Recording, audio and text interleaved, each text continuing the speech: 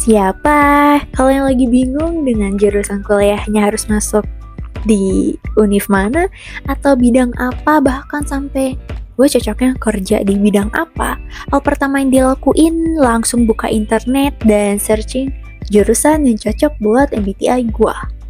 Dan yaps, mereka yakin kok dengan hasilnya itu dan ngerasa itu cocok banget, ini gue banget gitu. Tapi penasaran gak sih, apa yang bikin kita seyakin itu? Atau emang MBTI ini akurat atau tidak ya? Penasaran? Yuk kita bahas bareng-bareng.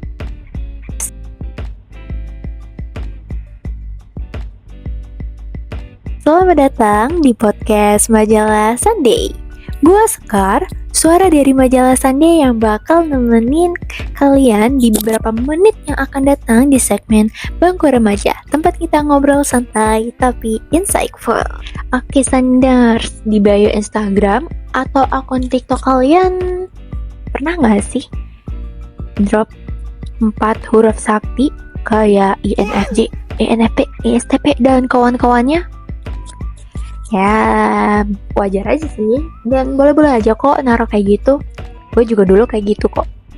Nah, di era ini rasanya kalau kenalan sama orang baru, pertanyaan wajibnya bukan lagi zodiak lo apa, tapi udah ke MBTI lo apa gitu. Yap, seperti yang gue mention di awal, banyak banget teman-teman di sekitar kita, teman-teman SMA atau SMK juga pakai MBTI ini buat nentuin masa depan. Kayak gua INTP, cocoknya tuh masuk teknik informatika nggak sih? Gua ENFJ, fix ini harus masuk ilmu komunikasi. Berdasarkan search MBTI gua tuh ya gitu, masuk ilmu kom harus gitu. Dan seyakin itu mereka. Tapi kenapa sih kita bisa seyakin itu sama hasil MBTI? Rasanya padahal MBTI ini, well, yuk mari kita cari tahu jawabannya. Buat kalian yang belum tahu apa sih MBTI itu? Ya, MBTI itu kepanjangan dari Myers-Briggs Types Indicator. Nah, fun fact, ternyata MBTI ini dibuat oleh ibu rumah tangga dan anaknya yang bukan psikolog profesional. Ya orang biasa aja. Awalnya Catherine Cook Briggs dan anaknya Isabel Briggs Myers ini sekitar tahun 1940-an, mereka terinspirasi dari teori psikologi terkenal Carl Jung. Mereka berdua memang gak punya latar belakang pendidikan formal di bidang psikologi. Awalnya mereka mencetuskan MBTI ini sebagai tes yang dibuat saat Perang Dunia Kedua untuk membantu para perempuan yang baru pertama kali masuk ke dunia kerja supaya mereka tuh tahu bidang apa sih yang cocok buat mereka. Tapi sekarang kenapa MBTI ini tren banget di kalangan Gen Z? Trennya tuh dari mana sih? Kan itu udah ada dari zaman 1940-an. Tapi sekarang itu kayak naik lagi ngalahin tren-tren zodiak gitu. Yes. Ya, di zaman sekarang berkembangnya teknologi di era digital, berkat ada internet, banyak sekali MBTI ini, tes-tes MBTI berseliweran di internet. Dari website seperti Second Personalities, Sakir Norva, Animo, Truity. Nah, website-website ini bisa diakses gratis dan juga ada yang prabayar. Dan emoji dan maskotnya yang lucu itu buat orang-orang tertarik nih buat coba tes MBTI di internet ini. Itu yang pertama. Dan yang kedua, ya Korea Selatan. Jadi salah satu ya penyebab juga adanya MBTI ini tren lagi, K-pop dan drakor. Bahkan MBTI di negeri ginseng ini tak sekedar mengenal kepribadian diri, melainkan menjadi simbol pergaulan dan pertimbangan rekrutmen kerja. Jadi MBTI ini udah dijadikan kriteria khusus buat penerimaan kerja di sana.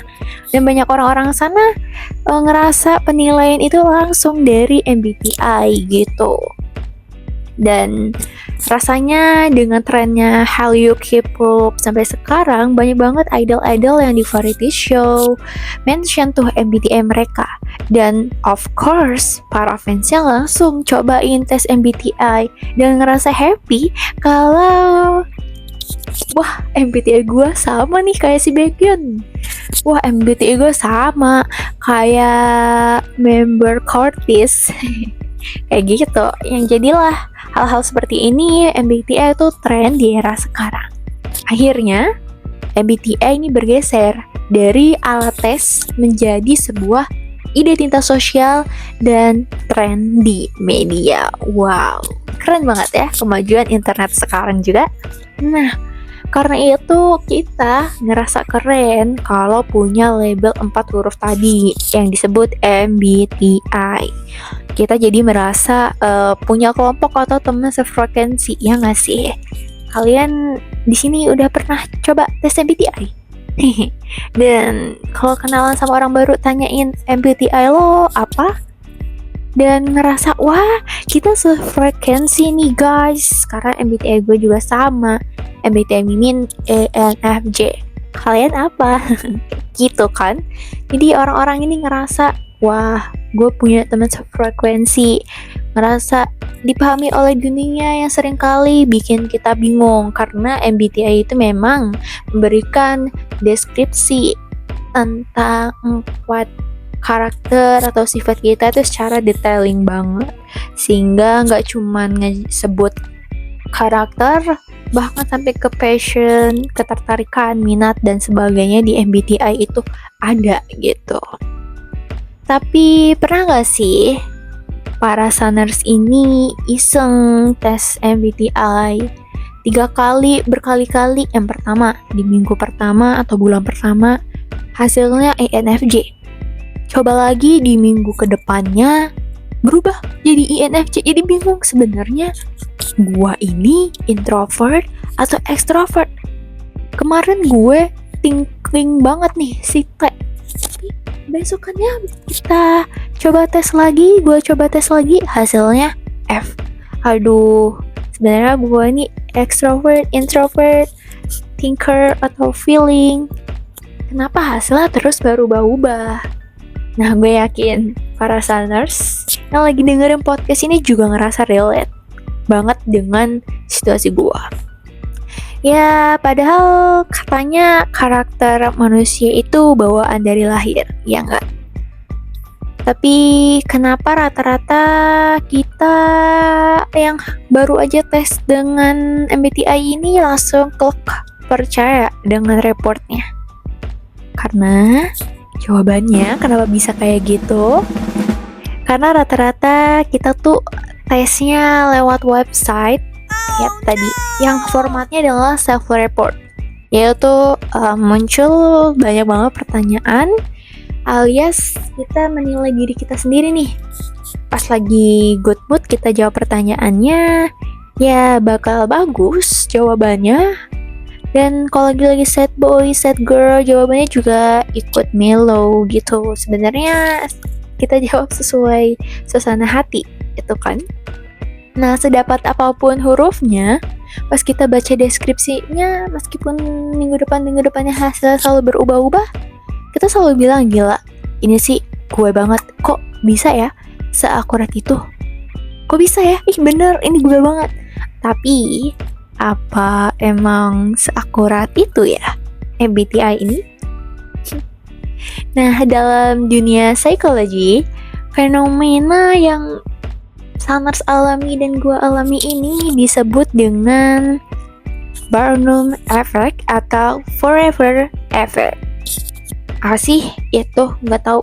Jadi itu adalah penelitian klasik di tahun 1948 oleh psikolog Bertram Potter, manusia yang menjelaskan bahwasanya manusia itu punya kecenderungan untuk mempercayai bahwa deskripsi kepribadian yang umum dan samar-samar itu khusus dibuat oleh diri mereka sendiri, dan manusia itu memiliki kecenderungan yakin dengan hal-hal yang bersifat positif. Contoh kalimat Barnum ini kalau diistilahkan tuh kayak gini, Saners. Lo adalah orang yang mandiri, tapi kadang lo juga butuh sandaran dan ngerasa kesepian. Tapi karena kalimat itu terkesan positif dan personal atau klek banget penjelasannya di hati lu pada, otak kita ini langsung ngerasa dapat validasi atau konfirmasi. oh iya benar, gini banget, oh ya gue seharusnya kayak gini. Nah sebenarnya itu adalah bagaimana penerimaan diri kita sendiri kayak gitu. Jadi sebenarnya bukan berarti MBTI itu salah atau nggak valid sama sekali, karena ini tuh tergantung bagaimana persepsi penerimaan sugesti diri kita ini. Cuman karena MBTI ini memang berhasil menangkap beberapa kecenderungan preferensi kepribadian kita yang di real lapangan, itu sebenarnya bisa menjadi best patokan kita buat oke, gue sepertinya extrovert atau gue sepertinya introvert, jadi bisa menjadi suatu pertimbangan. Tapi di dunia psikologi profesional, MBTI ini masih sering didebatkan karena nilai reliabilitas dan validitasnya itu gak seakurat alat ukur ilmiah lainnya. Nah, menurut data ini, sekitar 50% orang yang tes ulang MBTI dalam waktu 1 bulan, hasilnya bisa berubah-ubah karena MBTI membagi manusia ke dalam kategori yang kaku. Yap, benar. Seperti tadi di-mention, lo cuma dikasih pilihan kalau nggak extrovert, ya introvert. Padahal kepribadian manusia itu spektrumnya kompleks dan beragam. Nggak hitam putih kayak MBTI. Para peneliti dan psikolog zaman sekarang itu lebih banyak mengandalkan yang namanya Big Five personality traits karena dukungan riset ilmiahnya jauh lebih kuat dan fleksibel. Dan pertanyaan-pertanyaan yang ada itu bukan berdasarkan question self-report, berdasarkan apa yang kalian sedang rasakan di situasi saat itu. Jadi lebih akurat gitu. Nah, ingat saners, jangan sampai pokoknya tuh 4 huruf hasil tes dari internet itu membatasi potensi lo yang gak terbatas. Benar, MBTI bisa ngasih pilihan atau opsi buat kalian yang bingung tentang peminatan atau bingung dengan diri kalian sendiri. Tapi jangan sampai itu tuh mengendalikan, bahkan membatasi potensi lo. Itu banyak anak SMA, anak SMK yang meyakini MBTI itu sampai ke tahap menjadikannya alasan atau pembenaran. Ya gitu, kayak jadikan tuh MBTI kaca spion buat ngeliat ke belakang, buat refleksi dan setirnya deh. Oh, gue kecenderungan kalau capek sukanya menyendiri, berarti gue nih extrovert. Tapi itu bukan jadi hal hambatan, aduh gue introvert nih atau apa. Tapi jadikan sebuah solusi kalau oke, gue harus pintar-pintar cari waktu istirahat. Dan lu tuh setir mobilnya, yang mana oke, setir mobilnya itu adalah tetap di diri kalian. Kayak jurusan kuliah, minat kerja, masa depan lo itu dilakukan dan ditentukan oleh action kalian sendiri, kerja keras, latihan lo, bukan ditentukan oleh takdir 4 huruf tadi. Gitu saners. Jadi kalau lo anak SMA atau anak SMK yang punya impian dan lain sebagainya, misalkan lo anak SMK akuntansi tapi pingin masuk ke public relation atau PR, why not? Jangan khawatir, gue gak jago ngomong, ya belajar. Latihan public speaking, hasil gue introvert, gue gak bisa masuk PR atau ilkom. Jangan kepatok seperti itu, jangan minder duluan cuma karena hasil tes lo bilang introvert atau lo gak suka keramaian, karena pada dasarnya kepribadian manusia itu dinamis, bisa tumbuh dan berkembang sesuai bagaimana mindset diri kalian itu digerakkan saners. Jadi itulah MBTI. Kenapa orang-orang ini ngerasa MBTI seakurat itu, karena banyak dari kita memang mengalami kebingungan di diri sendiri, sehingga ketika mendapatkan penjelasan yang detail, kita dapatlah Barnum Effect tersebut. Tapi jangan sampai ya MBTI itu jadi penghambat potensi kalian, penghambat untuk diri kalian mengeksplor lebih jauh tentang kepribadian atau diri kalian. MBTI itu seru buat seru-seruan, bagus ya buat gambaran awal mengenal diri sendiri, tapi nggak valid kalau dijadikan patokan mati untuk nentuin masa depan atau menilai orang lain. Jangan sampai kita gunain MBTI ini buat ngekotak-kotakin orang lain cuma karena MBTI kita beda, atau watak dia kayak gini karena MBTI-nya kayak gini. No, jangan gitu ya saners. Oke, gitulah berapa menit kita berbincang di podcast ini. Sebelum gue tutup, coba deh habis dengerin podcast ini, ambil kertas atau notes di HP, tulis satu skill atau mimpi yang pingin banget buat kalian raih. Tanpa peduli apapun hasil MBTI lo, tanpa peduli apa sih ketakutan lo.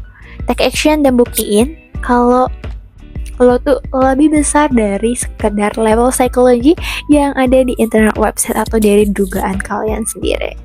Gue Sekar, pamit undur diri dari segmen Bangku Remaja ini. Tetap bertumbuh dan berproses, dan jangan lupa subscribe podcast ini biar lo gak ketinggalan obrolan seru lainnya. See you and bye-bye.